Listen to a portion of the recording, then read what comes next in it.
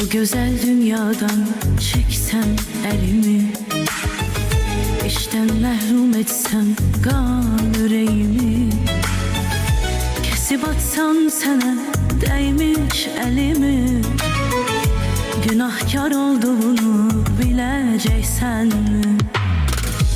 Bu güzel dünyadan çeksem elimi, işten məhrum etsem qan yüreğimi, kesip atsam sana değmiş elimi, günahkar olduğunu bileceksen.